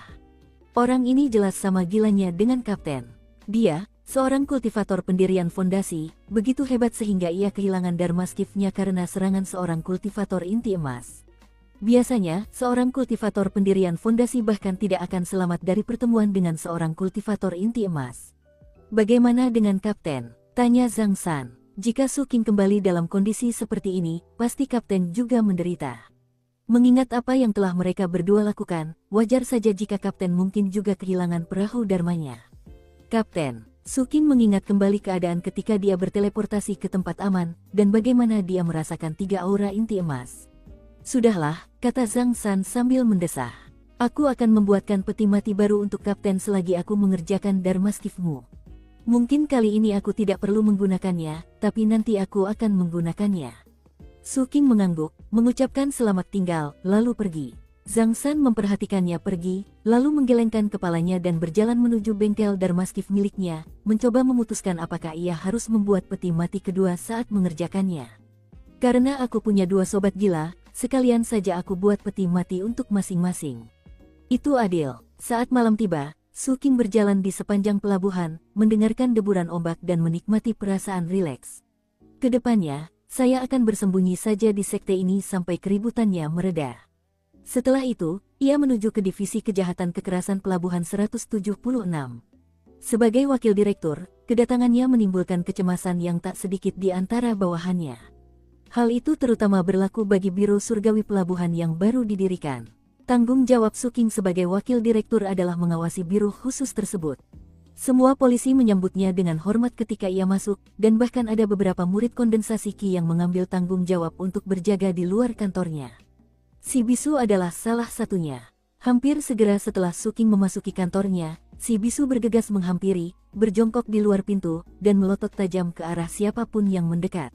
Tak peduli siapapun orangnya, bahkan jika mereka bekerja di Divisi Kejahatan Kekerasan, ia memperlakukan mereka sebagai musuh. Ketika Suking menyadari keributan di luar, dia menyadari itu adalah si Bisu.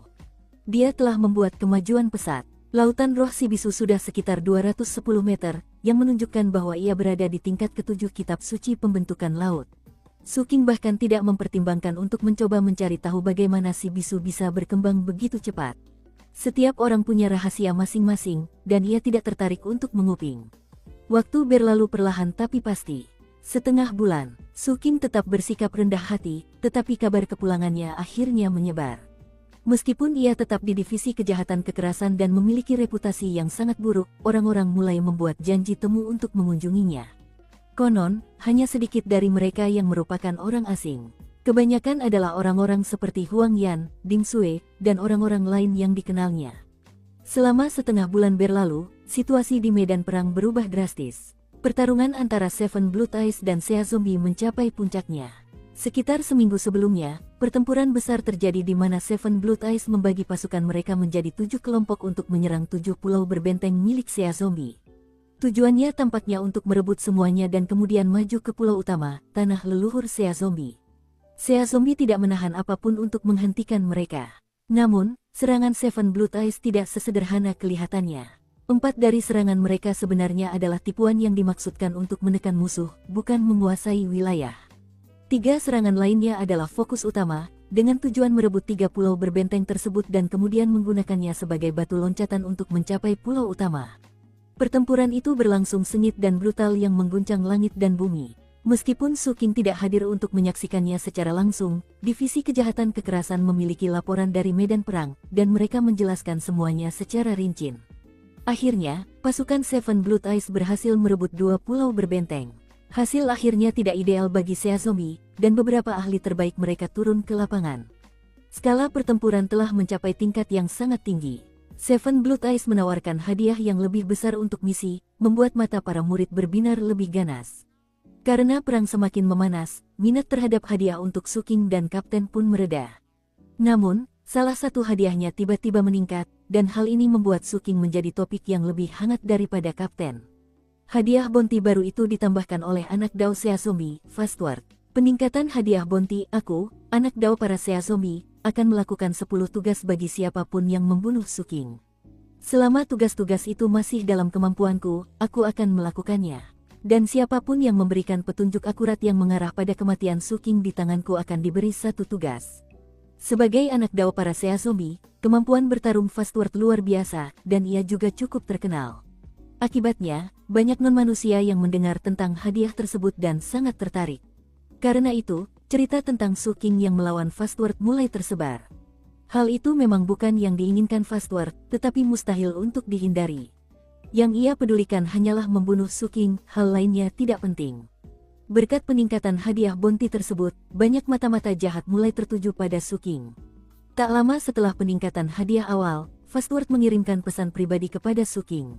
Su Qing, beraninya kau melawanku, anak Dao. Tak ada bantuan dari orang di sekitar. Hanya kau dan aku. Su Qing jelas menyadari peningkatan hadiah dan pesan itu, tetapi ia mengabaikannya. Menurutnya, anak Dao Fastward ini agak bodoh. Baik di daerah kumuh maupun di Seven Blood Eyes, Su Qing tidak pernah tertarik berduel. Ia lebih suka menyelinap melalui bayangan dan menggorok leher lawannya. Itu adalah metode yang jauh lebih bersih dan efisien. Selama setengah bulan yang berlalu, banyak hal terjadi di sekte tersebut. Salah satu yang terbesar adalah pembangunan museum besar di Pelabuhan 176. Meskipun detail tentang pembangunan museum dirahasiakan, peristiwa itu begitu penting sehingga kabar akhirnya bocor. Setelah kejadian itu, Zhang San berhenti berusaha merahasiakannya, dan malah mulai mempromosikannya kemana-mana. Tak lama kemudian, semua orang di sekte mengetahuinya. Akan ada museum baru di Pelabuhan 176, dan hanya akan ada 1 pameran di dalamnya. Dan pameran itu adalah hidung dari rupa dewa leluhur zombie ke-7. Setiap pengikut Seven Blood Eyes akan dapat melihatnya, dan para kultivator non-manusia juga akan diundang untuk melakukannya. Berita itu membuat heboh sekte itu, dan ketika para Sea Zombie mendengarnya, mereka menjadi sangat marah. Sungguh, tak ada yang lebih memalukan bagi mereka selain hal itu. Dukung terus channel YouTube Sabta Novel. Sir Blood Smelter mendengar tentang hal itu dan sangat senang. Bahkan, ia begitu senang sehingga ia sendiri yang menulis sebuah gulungan kaligrafi dan mengirimkannya untuk digantung di museum. Gulungan itu memiliki 4 karakter. Hidung dengan api hidup. Zhang San segera mengirim pesan kepada Su Qing tentang hal itu. Hal itu mendorong Su Qing untuk akhirnya meninggalkan divisi kejahatan kekerasan dan mengunjungi museum yang hampir rampung. Ketika ia melihat hidung besar leluhur zombie itu, dan gulungan kaligrafi yang tergantung di atasnya, ia ternganga kaget. Zhang San berdiri di sampingnya, ekspresi sangat serius di wajahnya. Apa maksud patriark? Tanya Su Qing sambil menatap Zhang San. Apa dia, mau kita bakar? Gumam Zhang San tanpa komitmen. Atau membuatnya tampak seperti dilingkari api. Saat itu, Su Qing tiba-tiba merasakan sesuatu di belakangnya, dan berbalik untuk melihat ke suatu tempat di luar museum. Zhang San tertegun. Ada apa? Dengan mata menyipit, Su Qing mengulurkan tangan kanannya, yang di dalamnya terdapat belati. Ia menebas belati itu, dan terdengar suara desisan. Seruan kaget juga terdengar dari tempat belati itu menebas udara. Hai! Bersamaan dengan suara itu, terdengar suara seperti angin, menyapu Su Qing. Dengan wajah tanpa ekspresi, ia menyalakan 2 api kehidupannya, dan panas yang hebat menyebar ke segala arah, ia berputar dan melancarkan pukulan tinju. Saat suara gemuruh bergema, Su Qing mundur beberapa langkah dan melihat ke titik udara kosong di dekatnya yang beriak sedikit saat menjauh darinya. Chen Erniu, kata Su Qing. Itu direktur, sobat, kata sebuah suara gugup. Namun, kapten masih belum menampakkan diri. Di sampingnya, Zhang San mengenali suara kapten, dan menatap penuh semangat ke titik riak udara itu. Kapten, kau kembali. Tentu saja, aku tidak dalam bahaya. Aku dikejar puluhan ahli inti emas, itu saja. Melarikan diri dari mereka semudah meniup debu dari bahuku. Aku bahkan mampir ke garis depan dalam perjalanan pulang. Sebuah apel tiba-tiba muncul di udara, lalu terdengar bunyi kresek saat kapten menggigitnya. Kenapa kamu masih tidak terlihat? Zhang San bertanya dengan rasa ingin tahu. Su Qing dan Zhang San tidak bisa melihatnya, tetapi kapten hanya memiliki satu lengan tersisa. Pinggangnya terluka parah hingga bagian bawahnya hampir copot, dan ia dipenuhi luka-luka lain yang tak terhitung jumlahnya, beberapa di antaranya menembus hingga ke seluruh tubuhnya. Wajahnya juga dalam kondisi yang sangat buruk. Wajahnya babak belur dan bengkak, dan semua rambutnya tampak terbakar. Mengabaikan rasa sakit yang dirasakannya dari ujung kepala hingga ujung kaki, ia memaksakan salah satu matanya yang bengkak untuk terbuka sambil menyeringai dan berkata, "Aku sudah terbiasa. Menjadi tak terlihat itu hebat, sangat praktis untuk banyak hal. Dan sebagai atasanmu, menjadi tak terlihat benar-benar menonjolkan posisi otoritasku." Untuk menekankan kata-katanya, ia menggigit apelnya dengan keras, lalu melanjutkan dengan santai, "Ngomong-ngomong, setelah aku berkeliling di sekitar puluhan ahli inti emas itu, aku juga berpikir untuk mencari patung leluhur zombie pertama dan mengencinginya. Sayangnya, benda itu terlalu besar untuk dibawa, kalau tidak, aku pasti membawanya ke sini agar kau juga bisa mengencinginya. Alasan lain aku tak terlihat adalah demi Wakil Direktur Su. Begini, aku bisa masuk dan keluar wilayah Sea Zombie dengan mata tertutup. Tapi Wakil Direktur Su tidak bisa. Jadi, untuk memastikan dia keluar dengan selamat, aku bahkan pergi mengunjungi istana kerajaan Sea Zombie. Jika aku tidak terburu-buru untuk kembali dan menemukan kalian berdua, aku akan pergi ke tempat di mana kepala keluarga Sea Zombie mendapatkan perawatan, untuk melihat apakah ada sesuatu yang layak dilakukan di sana." Saat kapten dengan bangga mengatakan semua hal ini, wajahnya bengkak seperti babi, dan ia sangat kesakitan hingga hampir tak mampu menahannya. Luka-lukanya tampak separah yang ia alami dalam insiden Joyne, meskipun sebenarnya lebih parah.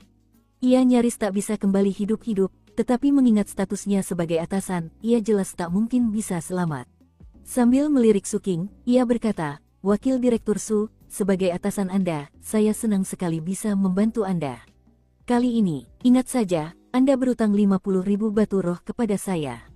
Dan jangan lupa untuk membayarnya." Su Qing tidak menjawab, namun, ia melihat ke bawah ke bayangan kapten, yang tidak terlihat oleh siapapun selain Su Qing. Kaptennya jelas hanya memiliki satu lengan dan satu kaki, dan gemetar dari ujung kepala sampai ujung kaki saat ia memakan apelnya. Memalingkan muka dari bayangan ke apel, Su Qing bertanya dengan rasa ingin tahu, "Kapten, hadiah untuk kepalamu adalah 100 juta. Tapi gabungan lengan dan kaki mungkin bernilai 30 juta batu roh, kan?" Beberapa bekas gigitan muncul pada apel itu, seolah-olah orang yang memakannya hendak menggigitnya, lalu berhenti. "Kaki, lengan, apa yang kau bicarakan, Wakil Direktur Su? Aku tidak mengerti. Yang ku tahu kau berutang 20.000 batu roh kepadaku, dan sebaiknya kau tidak kekurangan. Kali ini, aku mempertaruhkan nyawaku untuk memastikan kau lolos dengan selamat." "Oh," kata Su Qing, lalu mengeluarkan selembar batu giok dan melemparkannya ke kapten. Lembaran giok itu berisi rekaman yang dibuat oleh prajurit Vajra Emas Patriark. Rekaman itu dengan jelas menunjukkan kapten berjingkrak-jingkrak sambil menyamar sebagai putri ketiga. Kapten menangkap kepingan giok itu, lalu beberapa tarikan napas berlalu. Setelah itu, suara tawa riang memenuhi museum. "Aduh, adik juniorku tersayang. Sebagai kakakmu, aku cuma bercanda. Hei, Zhang San, apa yang kau lakukan di sini? Apa kau yang membangun tempat ini? Hidung besar apa yang kau berdiri di sampingmu itu?" Ekspresi aneh terlihat di wajah Zhang San. Hidung itu jelas merupakan benda terbesar di seluruh museum. "Ah, Kapten, kau benar-benar punya cara yang aneh untuk mengganti topik pembicaraan, ya." Melihat bagian apel yang perlahan dimakan, ia menggelengkan kepala. "Kapten, kau masih punya separuh hidungnya, kan? Keluarkan saja, nanti kulihat potongan-potongannya cocok. Itu akan membuat pameran kita sempurna." Begitu kata-kata itu keluar dari mulutnya, suara gemuruh bergema, diikuti oleh bunyi gedebuk keras saat sebuah batu abu-abu besar muncul. Tingginya sekitar 20 hingga 25 meter, dan tak lain adalah potongan hidung yang dibawa kapten. Anehnya, ada bekas gigitan di salah satu sudut hidung, yang jelas-jelas telah dicoba digigit. "Benda ini tidak berguna," kata kapten, terdengar bosan. Dalam perjalanan pulang, aku mencoba menggigitnya beberapa kali, tetapi tidak berhasil.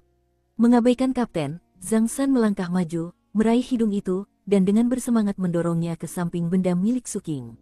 Baiklah, kata kapten. Saya baru saja kembali dan ada beberapa pekerjaan yang harus diselesaikan. Saya punya rencana besar yang sedang saya kerjakan. Karena sekarang saya sudah punya jantung zombie tingkat tinggi, saya hanya perlu mendapatkan beberapa laporan intelijen lagi. Setelah semuanya siap, kita bertiga bisa melanjutkan pekerjaan yang sangat besar. Pekerjaan lain, Zhang San tersentak, melihat ke arah apel itu seolah-olah sedang melihat dewa. Dengan mata menyipit, Su King berkata, apakah itu melibatkan pembukaan lubang Dharma? Dharma Aperture, tanya kapten. Kenapa? Wakil Direktur Su, kau kurang ambisi. Kalau kita berhasil, kita bisa mencapai surga dalam sekali lompatan. Baik daging Joyne maupun jantung zombie tingkat tinggiku hanyalah batu loncatan untuk rencana baru ini. Kapten mulai bersemangat, tetapi karena kegembiraannya, ia membuka beberapa lukanya, dan terpaksa menggertakkan giginya menahan rasa sakit. Nanti kujelaskan detailnya, lanjutnya dengan tenang. Aku harus pergi sekarang. Aku gila kerja banget. Aku punya setumpuk pekerjaan yang harus kutangani. Setelah itu, ia melompat pergi. Zhang San tidak dapat melihat apapun, tetapi Su King dapat melacak bayangannya.